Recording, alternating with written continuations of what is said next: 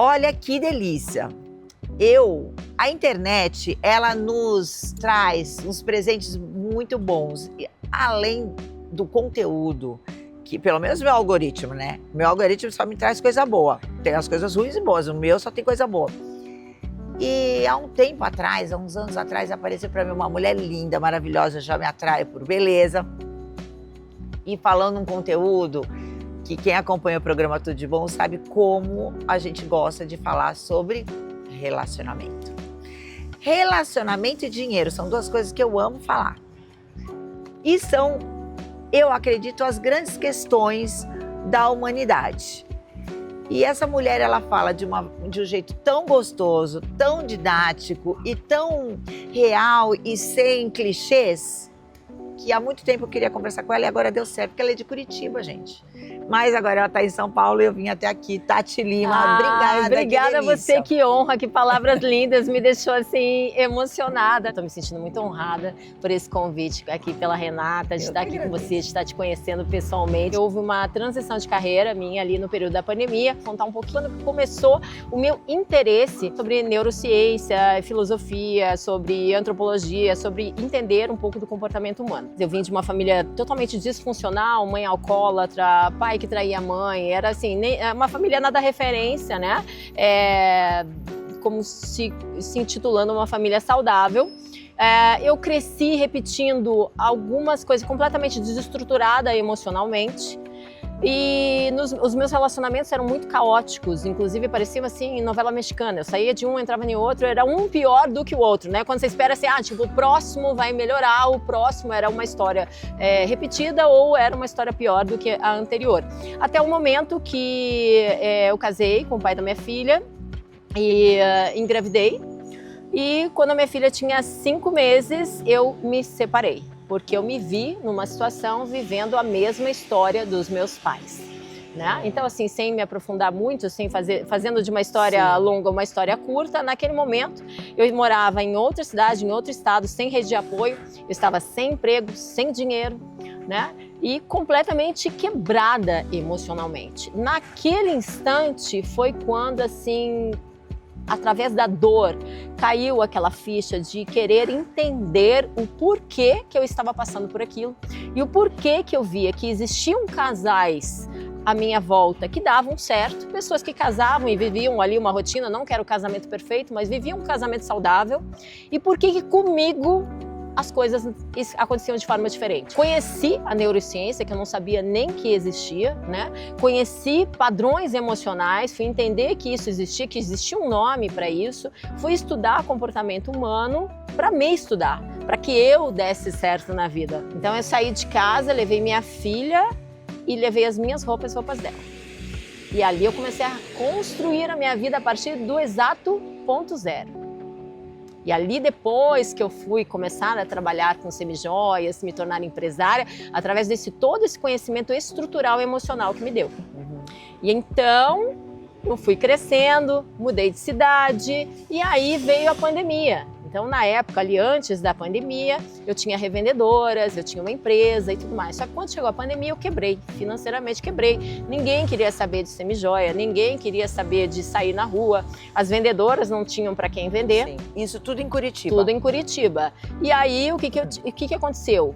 Eu me vi quebrada novamente. Uma situação tão difícil que eu não tinha dinheiro para ir ao mercado.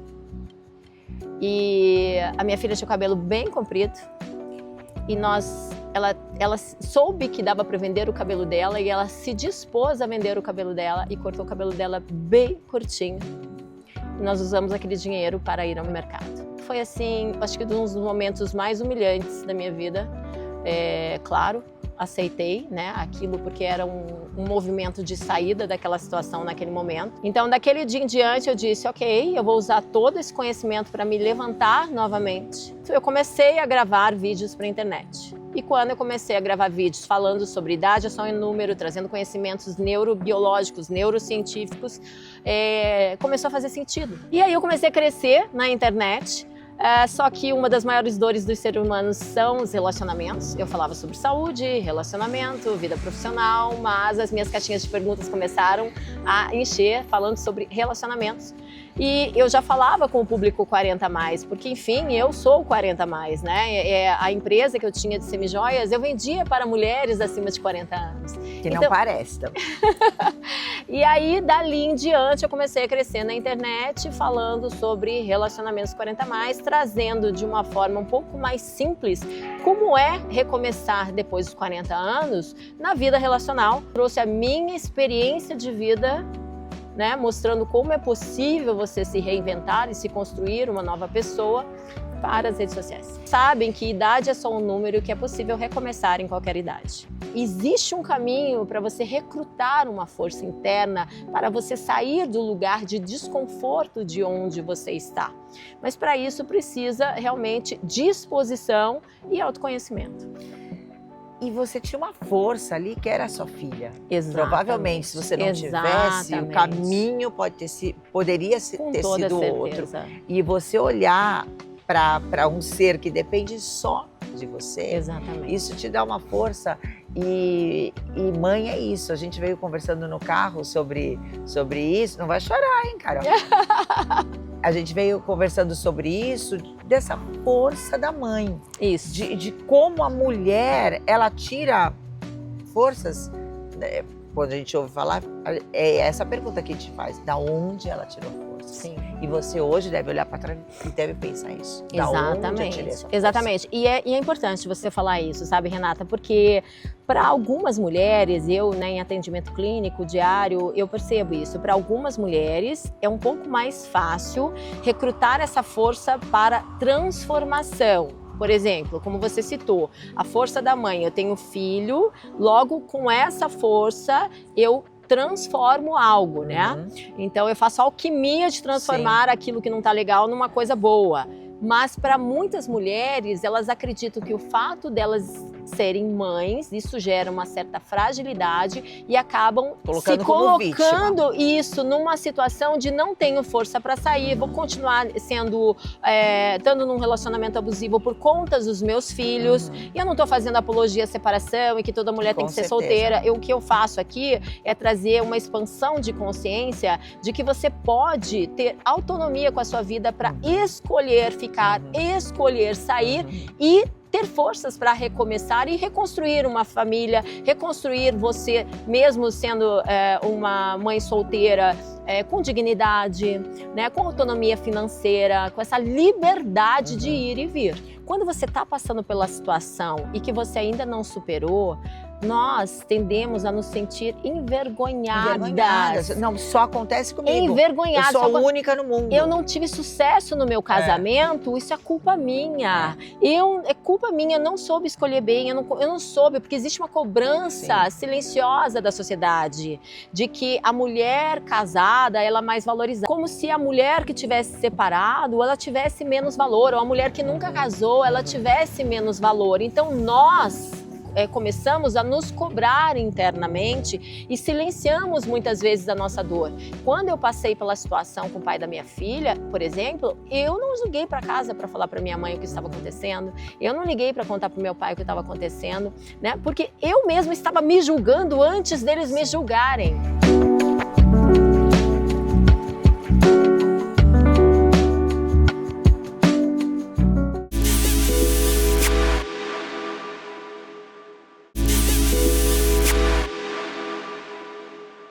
Eu vou pegar algumas coisas do que você falou lá atrás, que é dos padrões. Sim. Começar por aí, que eu acho que é uma coisa muito difícil da gente identificar. Eu acho que se fala muito na internet. Essa questão de padrões, de repetir padrões, tanto de padrões família, como você falou, repetir quando você se viu repetindo padrões dos seus pais, como identificar os padrões que vamos repetindo, não só em relacionamentos, mas quando a gente fala em dinheiro, a mesma coisa, quando em vários setores da nossa vida. Então, primeiro de tudo, como que você reconhece, como que a gente reconhece os nossos padrões? Quando foi o estado de falar, nossa, estou repetindo o padrão da minha mãe e do meu pai? Como que a gente consegue detectar isso? Veja bem, o início, quando nós somos pequenos, né, quando somos crianças, nós aprendemos, na verdade, assim, os seres humanos, eles aprendem de duas formas. Ou por repetição ou através de um impacto emocional. Então, um impacto emocional é quando, por exemplo, você estava dirigindo na chuva, teve um acidente de carro e aquilo te gerou um trauma. E aí toda vez que você vai querer dirigir teu carro, você fica, não, eu não quero mais dirigir carro na chuva, eu tenho medo porque isso pode acontecer de novo, porque gerou um impacto emocional, então o cérebro registrou aquilo como perigo. Outra forma de você construir um padrão é através da repetição, através daquilo que eu vi muitas vezes, que eu ouvi muitas vezes e que me gerou impactos emocionais. Então, quando eu vi muitas vezes minha mãe repetindo que todo homem não presta, ou eu vi muitas vezes meus pais discutindo porque meu pai traía minha mãe muitas vezes. Isso, para uma criança, acaba sendo um modelo de amor. É bizarro, mas a criança aprendeu que é o modelo de um relacionamento, o modelo de um amor, às vezes, é mandar o outro embora. Então, eu vou brigar e vou mandar o outro embora. Modelo de amor é trair e perdoar, trair e perdoar. Então, quando você vai ali para a vida adulta, né? Quando você se uma pessoa teve esse padrão de amor, quando vai para a vida adulta, aquele relacionamento morno, outro chega e entrega para você tranquilidade, paz, calmaria. Você não consegue identificar Você não consegue identificar como amor. Aquilo você fala para você, ele é tão legal. Você fala para si mesmo, ele é tão legal, mas eu não consigo me apaixonar por ele. Não sei por quê. Até porque as pessoas têm uma inversão daquele aquele relacionamento que o coração sai pela boca, que você está sempre acelerada, que não sabe o que vai acontecer. Aquilo como se fosse paixão. Exatamente. E amor é calmaria. Exatamente. Por isso que muitas mulheres sofrem abusos físicos, inclusive, porque esses disparos são confundidos como paixão. Amor, como paixão, como amor, como sinônimo de a pessoa gosta de mim. Por mais que racionalmente ela saiba que ela está sendo abusada, por mais que racionalmente ela saiba que ela, vamos dizer assim, que ela está apanhando ou que ela está sendo agredida verbalmente, né? Não está sendo respeitada, racionalmente ela sabe, ela não é burra. Normalmente a pessoa Mas o difícil é isso, como que eu rompo? Emocionalmente romper. Então você me fez a pergunta, como que eu identifico que não é um padrão? Tudo é padrão. Porque nós somos seres de hábitos. Então nós trabalhamos, nosso cérebro trabalha através da previsibilidade. Então, tudo que eu faço, na verdade, ele tem um histórico de algo que eu já fiz. Ou quando eu vou aprender algo novo, me gera uma certa resistência ao novo, e aí eu entendo que eu não tenho aquele padrão ainda. Tá entendendo? Então tudo é padrão. Se você for taurina, então piorou. Agora, se identificar o que é um padrão positivo e um padrão negativo, você precisa de atenção. Então, quando você identifica que repetidamente você, quando conhece uma pessoa, te gera ansiedade, ao invés de te gerar alegria. Repetidamente você conhece uma pessoa, a pessoa mostra para você que está super interessada, depois some. Repetidamente, quando você começa a identificar em você que você não tem paz naquele, falando em relacionamento, porque padrões poderia ir para padrões financeiros e tudo mais. De novo isso, você fala, eu tenho má sorte no relacionamento. Tem o dedo podre. Exatamente, a gente não pode correr o risco de entrar, como você citou muito bem, no vitimismo. Porque a partir do momento que eu saio dos relacionamentos olhando para trás e dizendo, porque o pai dos meus filhos não presta, porque o outro meu ex também não presta. Porque meu pai já era assim. Porque meu pai já era assim. Se você entrar nesse looping de que todo mundo não presta e que você é a coitada, o seu cérebro vai querer reafirmar isso, inclusive. Vai querer reafirmar isso. Vai te trazer situações para isso. Renata, exatamente. E aí você vai repetir os seus padrões. A partir do momento que você decide entender que são padrões mentais e você decide querer mudar, aprender mais sobre isso, é quando você pega as rédeas da sua vida e você tem autonomia para mudar. Porque se a minha vida, eu transfiro a autonomia para o outro ferrou com a minha vida, o outro fez isso com a minha vida, para mudar minha vida eu preciso do outro.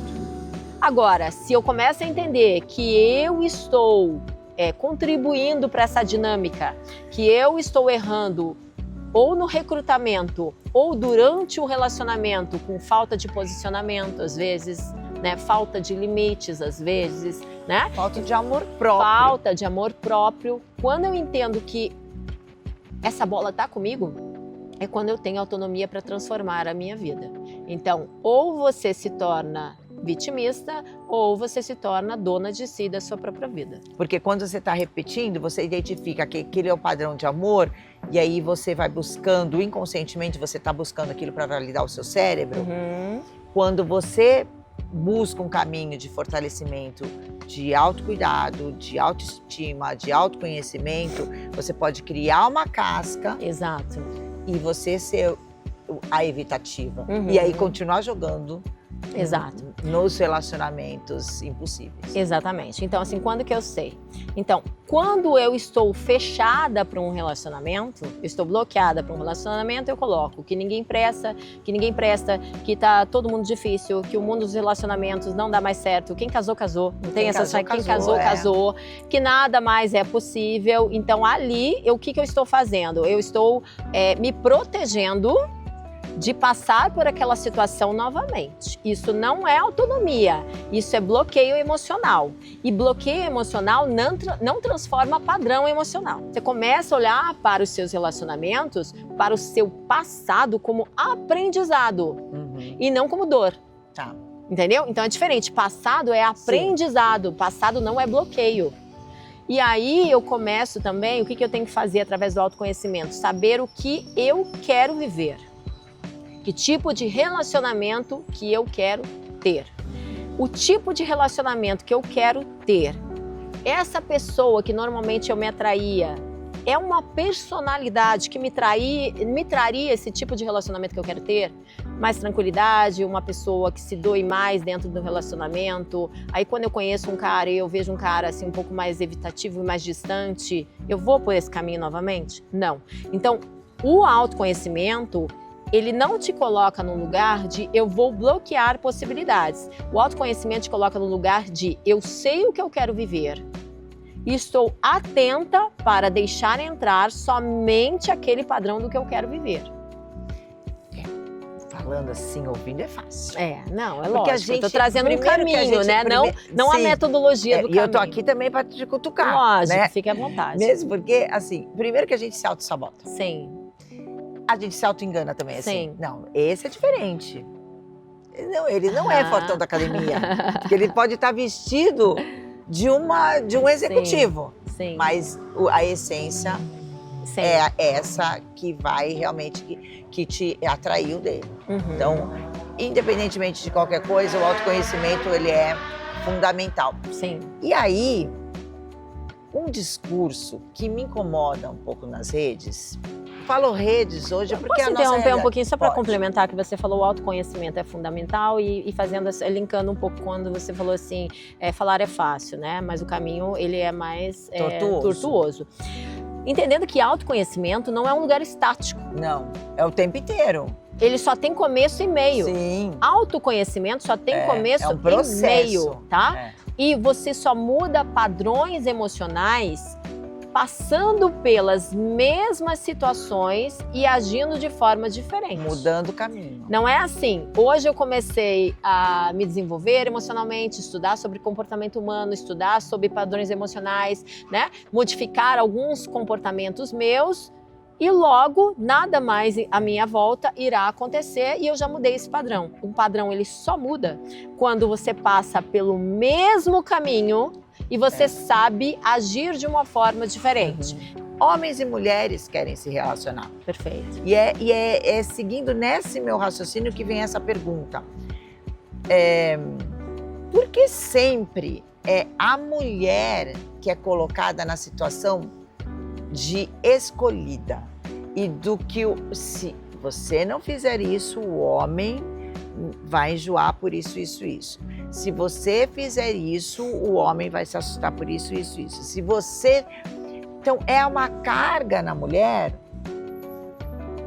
e sempre o homem naquela posição, eu escolho, não, essa aqui já enjoei, essa aqui fez errado. Então, essa aqui, ou eu tô enganada. Primeiro, isso é cultural, né? A gente vem de um comportamento patriarcal, onde os homens nunca precisaram se esforçar muito, as mulheres, elas eram submissas aos homens, isso é histórico, isso não é achismo, né? Isso faz parte da nossa história. Então, isso é cultural, os homens não precisavam se esforçar no quesito emocional. Então, homens proviam, traziam dinheiro para dentro de casa, né? A mulher cuidava da casa, a mulher cuidava dos filhos e era responsável emocionalmente pela família. Responsável emocionalmente pela família, o homem responsável financeiramente e fisicamente pela proteção familiar. Então, isso é um histórico, tá? O que acontece depois disso, né? Depois da Revolução das Mulheres e tudo mais, né? A mulher, ela tem uma busca muito maior por autoconhecimento. A mulher tem uma busca muito maior pelo conhecimento. Então, hoje, nós estamos vivendo uma fase, né, da humanidade onde a maioria das cadeiras nas universidades, utilizadas por mulheres. Eu fiz faculdade de psicologia, só tinha 2 homens na minha casa. Isso na época que você fez a faculdade de psicologia. Quando ia, né? Quando eles iam também. Imagina agora com a Revolução Feminina. Então, a maioria das cadeiras das universidades hoje é ocupada por mulheres. A maioria das compras de livros, né, é comprado por mulheres. Cursos de desenvolvimento humano. E quando eu falo a maioria, não é assim, 61% e 59%. Eu tô falando assim, tipo 90%, 80%, entendeu?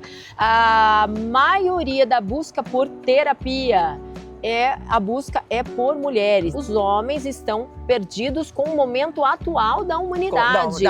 Eles não sabem como lidar com a mulher atual, porque antes bastava ser homem. Sim. Bastava ser homem. Agora não. E eles já eram disputados, né? Agora não. Agora a mulher tem a sua autonomia, a sua liberdade financeira. Então, muitas, né, hoje têm liberdade financeira ou sabem que existe direitos para buscarem a liberdade financeira. Então, por mais que a mulher hoje não esteja numa condição de submissão, ela sabe que ela pode sair daquele relacionamento. Tem alguns produtos. Eu tenho alguns produtos. Um deles é a idade, é só um número. Isso, que é uma mentoria de acompanhamento, né, de E essa mentoria, ela é individual? Não, essa é uma mentoria em grupo, mas que tem acesso a mim. Por que é em grupo? Porque quando uma pessoa começa a fazer uma reconstrução de vida, ela começa a impactar o meio à sua volta. Todas se curam, né? Entendeu? Não, assim, quando ela começa a fazer uma transformação de vida, vai impactar o marido, vai impactar a mãe, vai impactar os filhos, vai impactar os amigos. Porque ela começa a se tornar uma outra pessoa que age de forma diferente, que pensa de forma diferente. Muitas não dão conta dessa transformação e do julgamento. Então, não sustentam isso sozinhas. A comunidade entendeu? Um grupo de apoio que está um suporte que está crescendo e se desenvolvendo no mesmo ritmo que você. Com identificações, né? Essa troca, né, gera apoio e diz para o nosso cérebro de que é possível, porque tem algumas pessoas que estão conseguindo também, não sou só eu. Então, ela é muito melhor fazer em grupo um trabalho de reconstrução de vida do que individual. E aí você tem o Match 40? Eu tenho o Match Perfeito 40+, que é uma comunidade de solteiros, viúvos ou divorciados acima dos 40 anos que buscam por um relacionamento sério. Como que faz para entrar?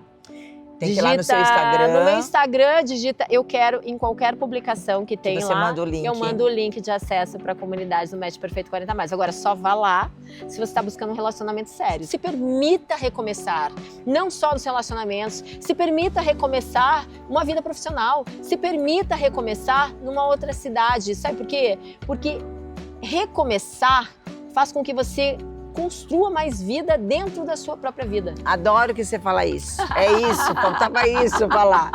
Construa mais vida dentro da sua própria vida. Ai, Tati, obrigada. Adorei. Eu adorei. Adorei. Eu agradeço o meu programa, tanto esse programa Tudo de Bom, porque ele me possibilita encontrar e dividir com vocês, essas pessoas. Agradeço as redes sociais, gente. A gente tem que olhar para a internet como um fator de mudança mesmo.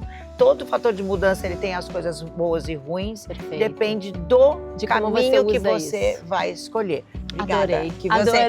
Que a gente converse mais e mais e mais. Amei. Vamos fazer parte 2 depois. Vamos, vai ter que fazer. Vamos fazer. Obrigada.